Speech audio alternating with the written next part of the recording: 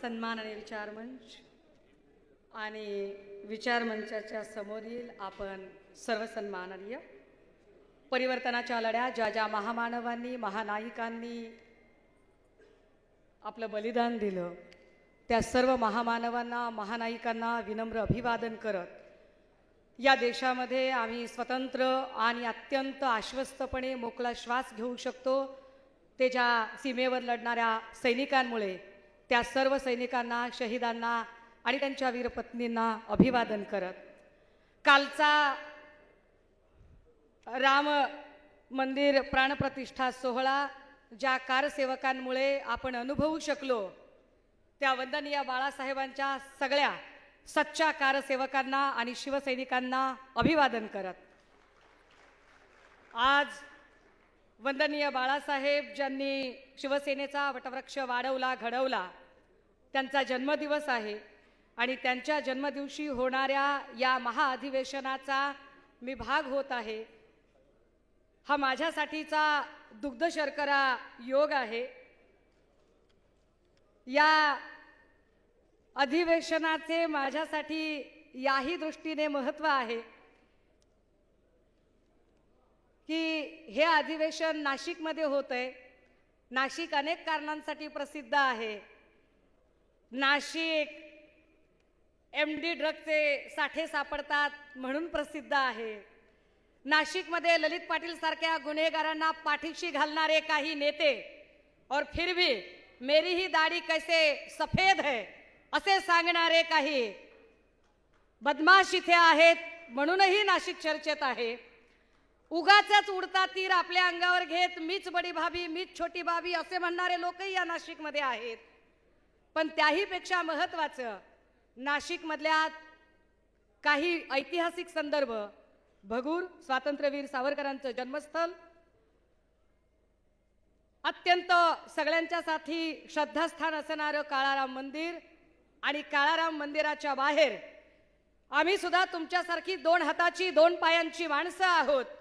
तुमच्यासारखाच दोन हातांच्या दोन पायांच्या माणसांना असणारा अधिकार आम्हालाही मिळाला पाहिजे ही समतेची चळवळ चालवणाऱ्या विश्वरत्न डॉक्टर बाबासाहेब आंबेडकरांचा सत्याग्रहाची साक्ष देणारा शिलालेख ज्या शिलालेखाला सन्मान्य पक्षप्रमुखांनी काल अभिवादन केलं अशा नाशिक शहरामध्ये विशेषतः नाशिकचं अधिवेशन झाल्यानंतर शिवसेनेचं सत्ता आली होती। पुन्हा नाशिकमध्ये अधिवेशन होतंय ही पुन्हा शिवसेनेची सत्ता येण्याची नांदी असेल। सर प्रभू श्रीराम हा आमच्या आस्थेचा श्रद्धेचा विषय आहे। काल भाजपने त्याचं पॉलिटिकल टूल किट करण्याचा प्रयत्न केला पण आम्हाला आनंद आहे सर।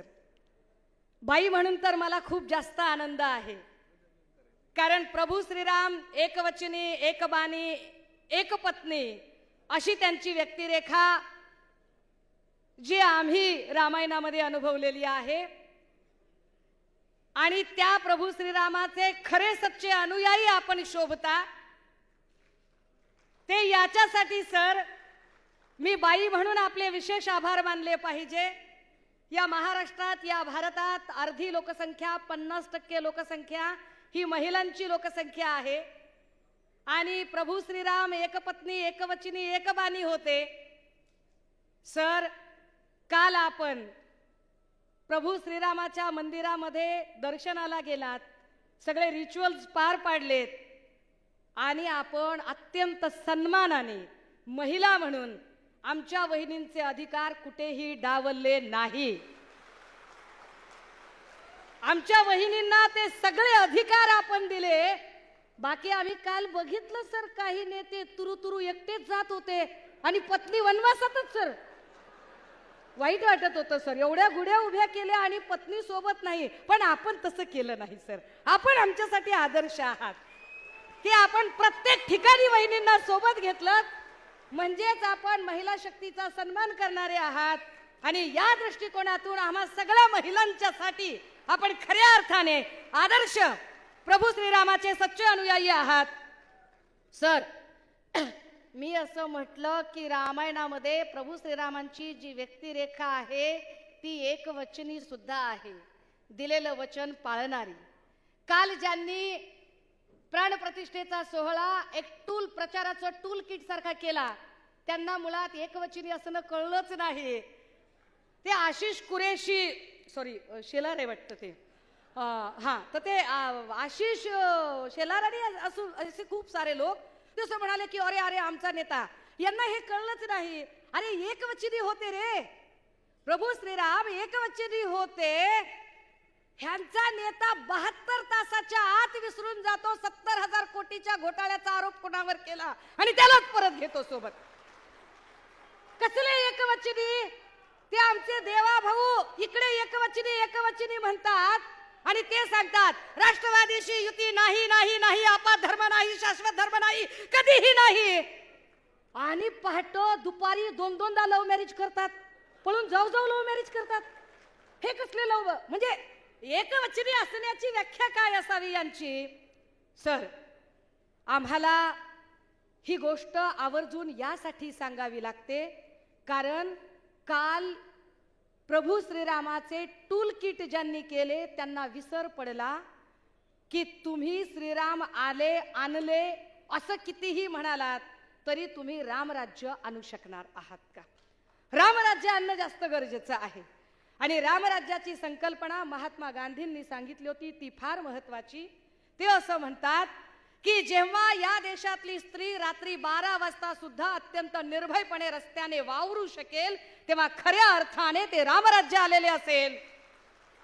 आमची अडचण अशी आहे सर, मोदीजींच्या काळामध्ये रात्रीच्या 12चं मला माहित नाही पण दिवसा 12 सुद्धा आमची स्त्री निर्भयपणे रस्त्याने वावरू शकत नाही. हा आमचा प्रॉब्लेम आहे आणि त्यामुळे महिलांच्या अडचणी किंवा महिलांचे प्रश्न मांडले पाहिजेत, त्याच्यावर बोललं पाहिजे. पण आपल्यालाच कसा महिला शक्तीचा फार पुळका वगैरे आहे असं सांगणारे लोक, ज्यांना याचा विसर पडतो की या देशाच्या प्रथम नागरिक राष्ट्रपती असणाऱ्या महामहिम द्रौपदी मुर्मूजी, ज्यांना ना संसदेच्या उद्घाटनाच्या वेळेला ते निमंत्रण देतात आणि सन्मानाने बोलावतात, ना कालच्या कार्यक्रमामध्ये. म्हणजे महिलांचा सन्मान कसा पायदळीत तुडवला जातो, सतत महिलांचा अपमान केला जातो.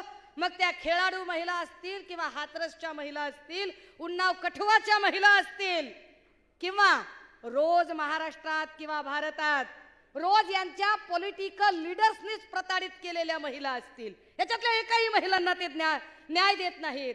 तरीही त्यांनी असं सांगितलं की ते काहीतरी महिला आरक्षणाचं बिल गाजर दाखवतात आम्हाला. साधं गणित आहे. भारतामध्ये जी काही खासदारांची 543 खासदारांची संख्या आली, 1971च्या जनगणनेनुसार 543 खासदार इथे आले. 1971ला आपली लोकसंख्या 65 ते 70 कोटी होती.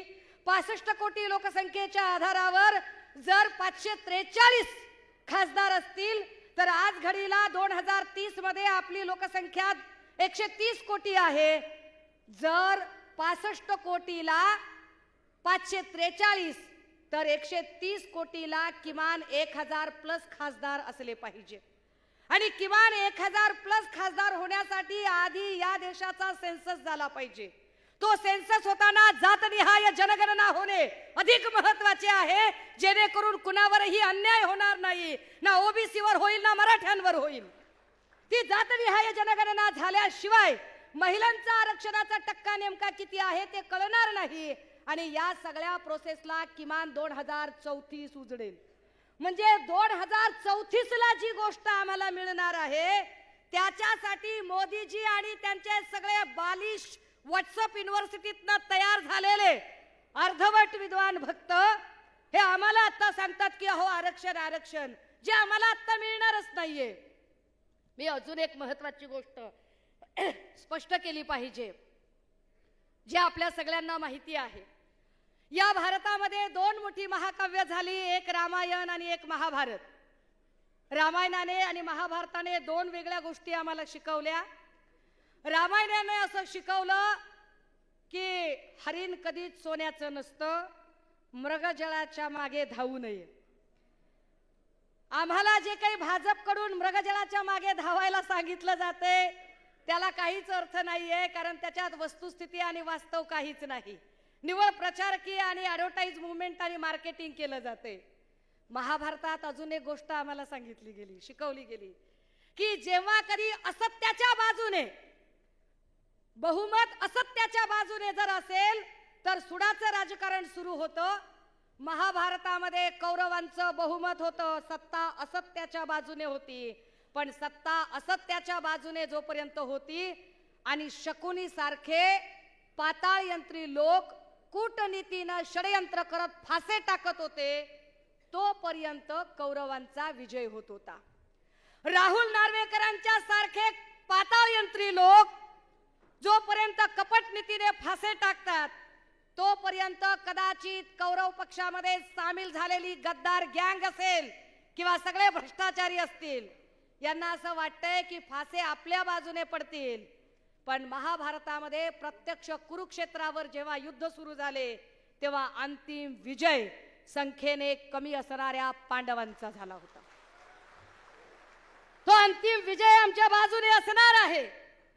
पण त्याच वेळेला सुडाचं राजकारण करणाऱ्या या लोकांचा चेहरा सुद्धा उघडा पडला पाहिजे. ज्या सुडाच्या राजकारणामध्ये सगळ्यांनी, माध्यमांनीही विचार करावा आणि इथे जमलेल्या प्रत्येक पदाधिकाऱ्याने विचार करावा. जोपर्यंत सत्तेमध्ये आपण होतो तोपर्यंत किरीट सोमय्या नावाच्या व्हिडिओ स्पेशालिस्टने ज्यांच्यावर आरोप केलेले होते त्यातले आता कोण आहेत? ज्यांच्यावर आरोप केले होते ते सगळेच्या सगळे त्यांच्या सोबत आहेत. मग ते यशवंत सरनाईक, भावना गवळी पासून ते अगदी 70,000 कोटीचा आरोप झालेल्या माणसांपर्यंतचे सगळे लोक त्यांच्या सोबत आहेत. पण ज्यांच्यावर सत्ता असताना आरोप नव्हते, पण त्यांना सुद्धा तोडायचं आहे. सत्ता नसताना आरोप नव्हते ज्यांच्यावर, आपल्याकडे सत्ता होती तेव्हाही ज्यांच्यावर ते आरोप नव्हते, असे लोक. मग त्यामध्ये अनिल परब साहेब असतील, रवींद्र वायकरजी असतील, किशोरीताई पेडणेकर असतील, राजन साळवी असतील, वैभवदादा नाईक असतील, कितीतरी अशी माणसं आहेत की ज्यांचा काही सूरज चव्हाण या लोकांची नावं नव्हती. ही लोक सत्ता आपल्याकडे जेव्हा होती तेव्हा यांच्यावर कुठलेही आरोप नव्हते. याचा सरळ सरळ अर्थ असा आहे, हे सरळ सरळ परसेप्शन असं आहे की तुम्ही आमच्या सोबत त्यांच्यासह आला असतात तर आम्ही तुमच्यावर ईडीची कारवाई केली नसती. आम्ही ईडीची कारवाई करू जर आमच्या सोबत आला नाहीत. आम्हाला आनंद आणि अभिमान आहे की आमच्या सोबत राजन साळवी साहेबांच्या सारखे नेते आहेत जे मोडेल पण वाकणार नाही म्हणताहेत. आम्हाला आनंद आहे आमच्या सोबत सूरज भैया चव्हाण सारखी माणसं आहेत जे सूरज भैया सांगताहेत की आदित्य दादा चिंता करू नका, आत बसावं लागलं तरी चालेल पण लढू, या दमन यंत्रणेच्या विरोधात आम्ही लढू, ईट से ईट बजा देंगे.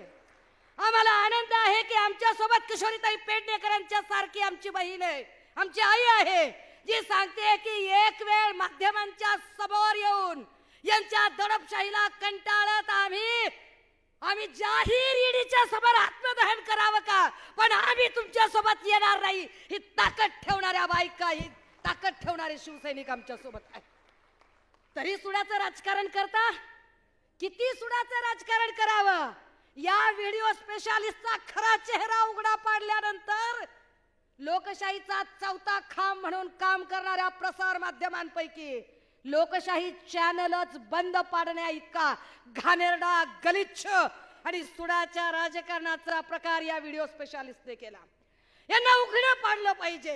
आणि अजून एक गोष्ट, माफ करा राऊत साहेब, मी फक्त 2 मिनिटं घेते, पण यांना सांगितलं पाहिजे एकदा की अरे आमच्यापैकी कुठलाही नेता असेल, इथे आमचे ओमदादा बसलेले आहेत, ओमराजे निंबाळकर, राहुल पाटील साहेब बसलेले आहेत, आमचे कैलास पाटील साहेब बसलेले आहेत, इकडे मंचावर अनेक राजन विचारे साहेब, अंबादास दानवे दादा, भास्कर दादा, राऊत साहेब, सगळे नेते, खैरे साहेब, अनिल देसाई, अरविंद भाई, याच्यातल्या एकाही नेत्याने भाजपच्या किंवा शिंदे गटाच्या एकाही महिलेबद्दल कधीही गलिच्छ शब्द प्रयोग केला नाही, एकाही महिलेचा अपमान केला नाही, एकाही महिलेला एकाच्याही वैयक्तिक आयुष्यात आम्ही डोकावलं नाही, एकावरही आम्ही चिखलपेट त्याच्या घरापर्यंत पोहोचलो नाही. काय घाणेरडा प्रकार आहे सर. रोज कुणीतरी टिल्ले पिल्ले उठतात, 1.5 2 फुटाच्या उड्या मारतात. आणि या टिल्ल्या पिल्ल्यांनी आमच्या बायकांवर बोलायचं, आमच्या महिलांवर बोलायचं. अरे ताकद लागते रे, ताकद लागते. आम्ही लढतोय आणि लढत राहू. आम्हाला लढण्याचा आणि संघर्षाचा वारसा आहे. काय संबंध आहे रे वहिनींचा? काय संबंध आहे आमच्या बायकांचा? टिल्ली पिल्ली पोरं येतात, टिल्ली शेंबडे ज्याला राजकारणातला र कळत नाही असे, सुमार